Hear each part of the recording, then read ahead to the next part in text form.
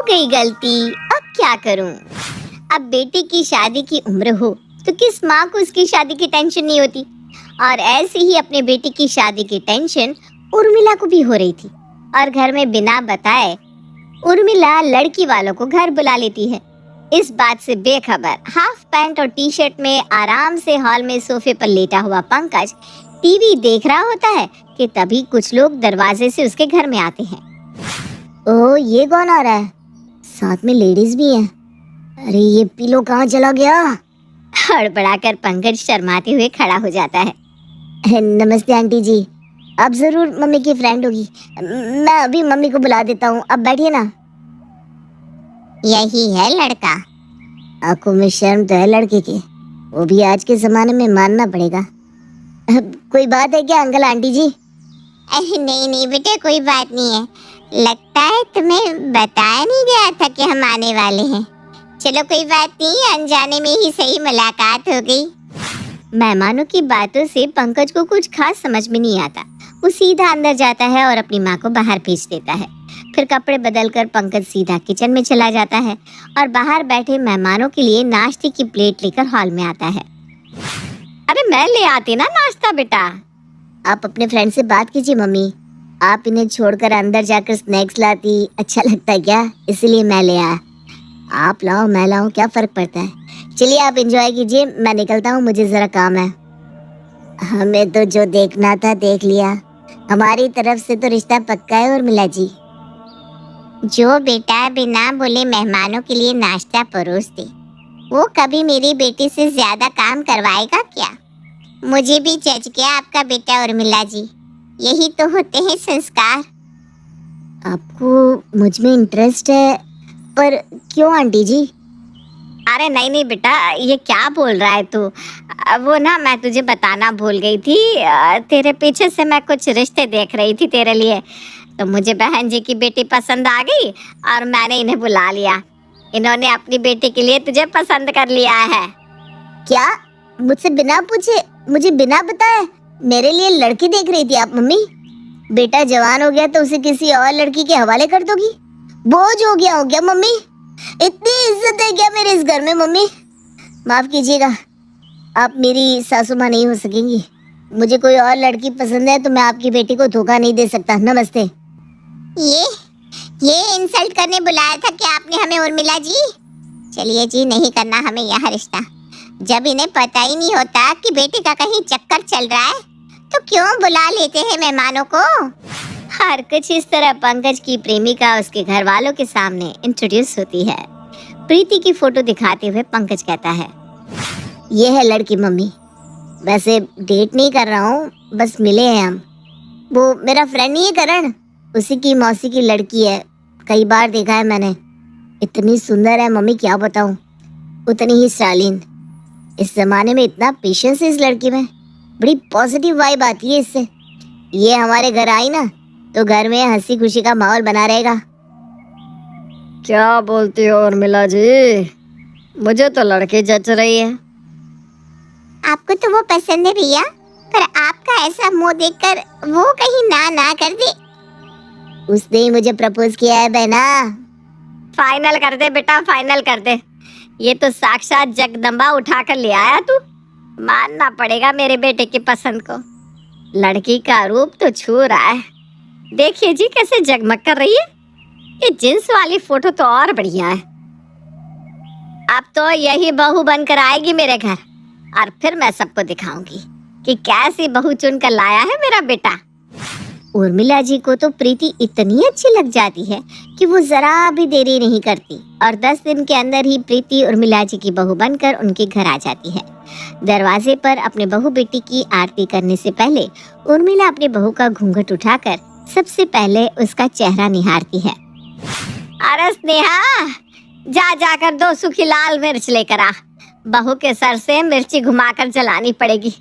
जिस हिसाब से सभी शादी में इसे देख रहे थे ना, बेचारी को न जाने कितने की नजर लगी होगी। काजल तो लगा रखा है ना बहू? जी माँ। माँ, मेरा कलेजा कट जाएगा बहू। वारी जाऊं मैं तुझ पर। देख ले स्नेहा, ऐसे बोलती है लड़कियां। और एक तू है जो हर वक्त मुंह से ब्रो ब्रो करती रहती है। अपनी बहू की मीठी आवाज में माँ सुनकर उर्मिला अपने हाथों से सोने के कंगन उतार कर अपनी बहू के हाथों में पहना देती है और उसके बाद अपनी बहू का गृह प्रवेश करवाती है और बाकी रस्मों को पूरा करने में ही पहला दिन गुजर जाता है। अगली सुबह नींद से जाग कर भी तुम कितनी प्यारी लगती हो प्रीति। बस बस, कितनी तारीफ करेंगे आप मेरी। तभी दरवाजे से उर्मिला अंदर आती है। सही तो कह रहा है पंकज। ये ले बहू, तेरे लिए मैं गुलाबी रंग की साड़ी लेकर आई हूँ। तुझ पर ना ये रंग बड़ा जचेगा। और ये कुछ गहने हैं, अच्छे से तैयार होकर कुछ देर में बाहर आ जाना। मोहल्ले की औरतें आती ही होंगी तेरी मुंह दिखाई की रस्म के लिए। बाकी सब भी तो देखे मेरी बहू क्या चीज है। सभी मेहमान आ रहे हैं तो मैं कुछ मीठा बना लूं माँ।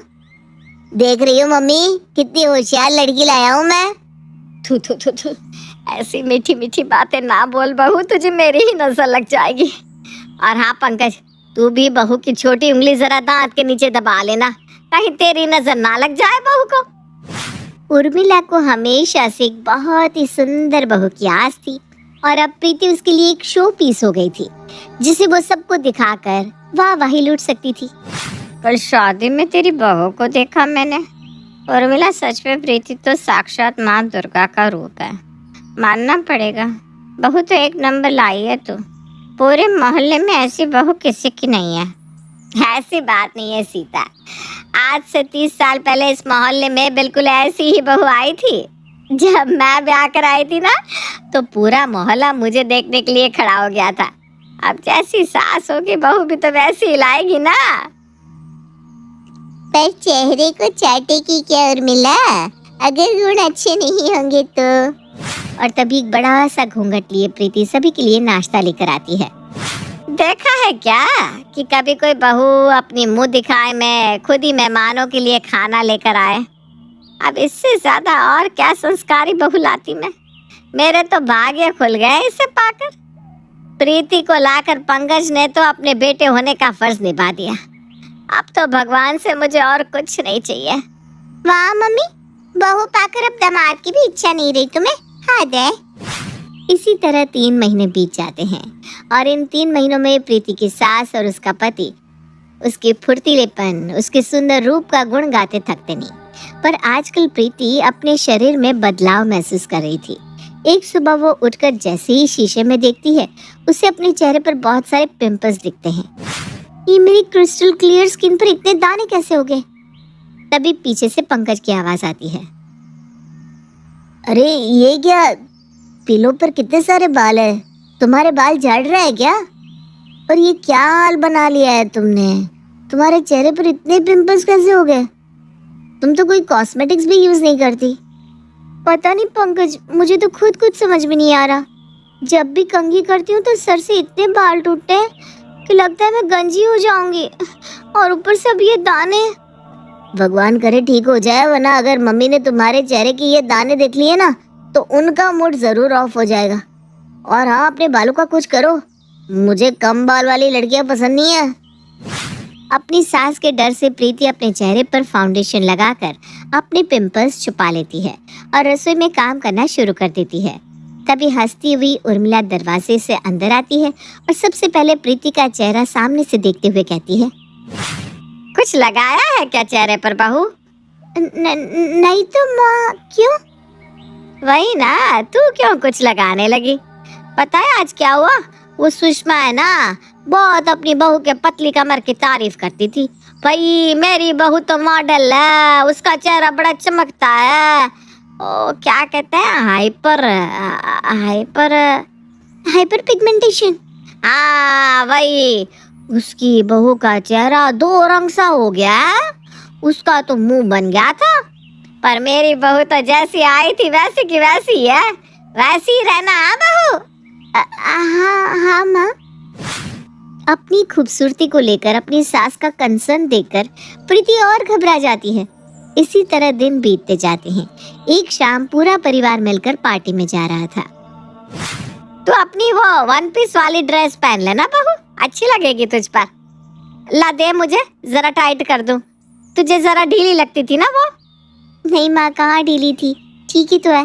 मैं अभी पहन कर आती हूँ। अपनी सास की कही सुनकर प्रीति वही ड्रेस पहन कर आती है, पर अब उसमें उसका पेट अलग ही दिख रहा था और ड्रेस की चेन तो पीछे से बंद ही नहीं हो रही थी, जिसे देखकर उर्मिला की तो जान ही सूख जाती है। ये ड्रेस का चेन बंद क्यों नहीं हो रहा है बहू? तू बंद करना भूल गई है क्या? और ये तेरा पेट अलग सा मटके जैसे बाहर क्यों आ गया? मुझे तो लग ही रहा था मैडम का वजन बढ़ रहा है, अब बैठ कर खाएगी तो यही होगा ना। हे भगवान, तू अभी जाकर कपड़े बदल कर आ बहू। कोई ढीला सा गाउन पहन ले जिसमें तेरा पेट ना दिखे, वरना तू अगर ऐसे बाहर गई ना तो लोग कहते देर नहीं करेंगे कि लाई थी चुईया और बन गई बिल्लाओ। सबकी बात मानकर प्रीति अपने वजन को कंट्रोल करने की कोशिश तो करती है, पर उसका वजन कंट्रोल ना होकर 17 किलो बढ़ जाता है। अब उसके मोटे वजन से हर वक्त उसे कभी अपनी सास की तो कभी अपने पति के ताने सुनने पड़ते थे। एक तो पता नहीं क्यों दिन भर सर चकराता रहता है, ऊपर से ये मेरा वजन है कि कम ही नहीं हो रहा, सारे कपड़े टाइट होते जा रहे हैं। तो क्या फर्क पड़ता है बहू, अच्छा है ना, तेरा मन यहाँ लगता है। इंसान का मन अगर खुश हो तो वजन बढ़ने लगता है। पर पंकज तो मुझे देखना भी नहीं चाहते पापा जी। अब वो बिस्तर पर सोते भी नहीं क्योंकि हर तरफ मेरे टूटे बालों का गुच्छा होता है, जिसे देखकर उन्हें इरिटेशन होती है। आज रात को उनके ऑफिस में पार्टी है, मेरे चेहरे और मेरे वजन के कारण कहीं उनका तमाशा ना बन जाए। रात को अपने पति के ऑफिस की पार्टी में जाने के लिए हेयर विग लगाकर अच्छे से मेकअप कर प्रीति तैयार बैठी होती है कि ऑफिस से आते ही उसे देखकर पंकज गुस्से से कहता है, कहाँ जाने के लिए तैयार होकर बैठ गई हो तुम? तुम्हें नहीं लेकर जा रहा मैं। स्नेहा, जल्दी से तैयार हो जाओ। ये क्या बात हुई, क्यों नहीं जाएगी बहू? इसके ऑफिस के लोगों के बीच में तमाशा बनवाएगा क्या ये अपना? बहू को खुद बुद्धि होनी चाहिए कि अपने वजन का ख्याल रखे। अब इसकी माँ लगने लग गई है ये। लगता है प्रीति की खूबसूरती का पैकेज 3 महीने का ही था। ये तो बड़ा गलत किया तूने मेरे बेटे के साथ। इससे अच्छी तो वो लड़की थी पंकज, जिसका रिश्ता मैं तेरे लिए लेकर आई थी, पर तुझे तो प्रीति से करनी थी ना शादी। अब हो गई ना गलती, क्या करूं मम्मी? मुझे तो ऑफिस से घर आने का भी मन नहीं करता। चेहरे पर मेकअप लगाकर अपने दाने तो छुपा लोगी तुम प्रीति, पर अपने वजन का क्या करोगी? जितना प्यार प्रीति को 3 महीने में मिला था, उससे कई ज्यादा नफरत वो इन 2 महीनों में झेल चुकी थी। एक रोज प्रीति जब किचन में काम कर रही थी, उर्मिला कहती है, अरे बहू तू रसोई में आ गई? तेरे महीने होने का वक्त है ना, हुई नहीं क्या अभी तक? कहाँ मम्मी जी, ऐसी हालत में मैं किचन में थोड़ी ना आती। 15 दिन ऊपर हो गए हैं, पर पीरियड्स अब तक नहीं आए। अरे रे बहू, मुझे माफ कर दे, न जाने अनजाने में क्या कुछ नहीं सुना दिया मैंने तुझे। ये सब इसलिए हो रहा है क्योंकि तू माँ बनने वाली है। पंकज के पापा, स्नेहा, पंकज जल्दी से यहाँ आओ। उर्मिला की आवाज सुनकर सभी वहाँ आते हैं। चलो अब जल्दी से अपनी पत्नी से माफी मांग।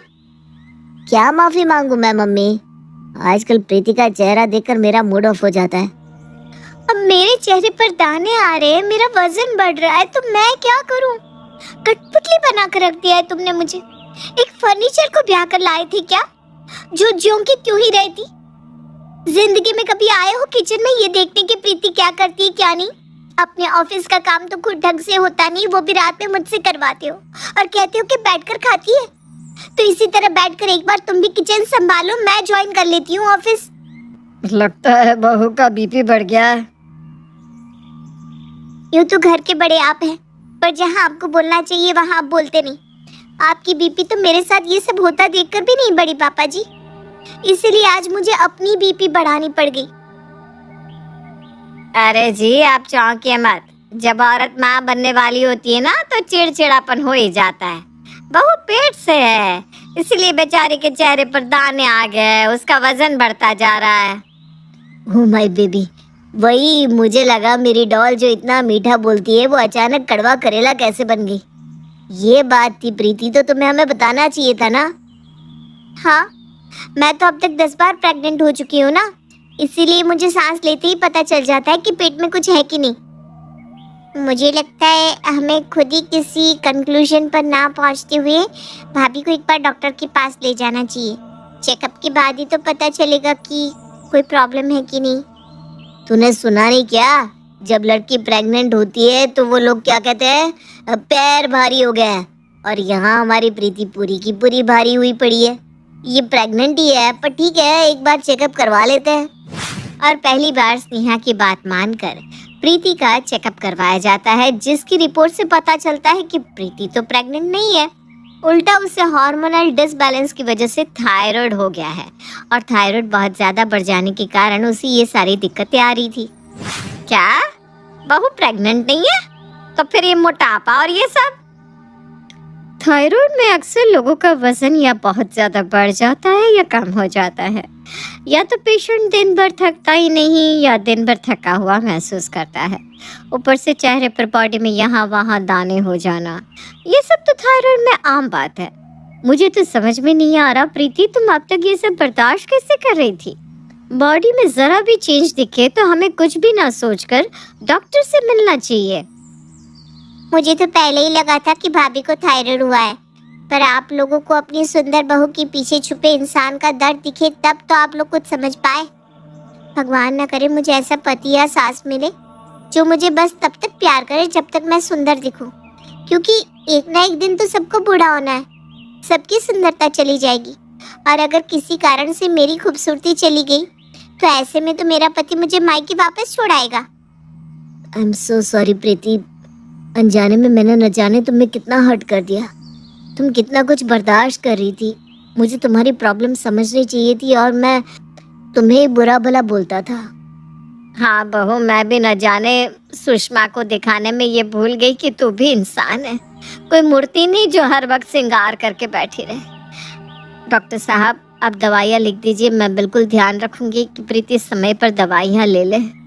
डॉक्टर के बताए तरीके से जैसे ही प्रीति दवाइयाँ लेना शुरू करती है, बस 15 दिन में ही उसके चेहरे के दाने अपने आप छूमंतर हो जाते हैं और उसका वजन भी पहले की तरह हो जाता है। पूरे परिवार को स्नेहा की कही बात ऐसी समझ में आती है कि दोबारा वो लोग कभी भी प्रीति को एक शो पीस की तरह ट्रीट ना करते हुए एक पत्नी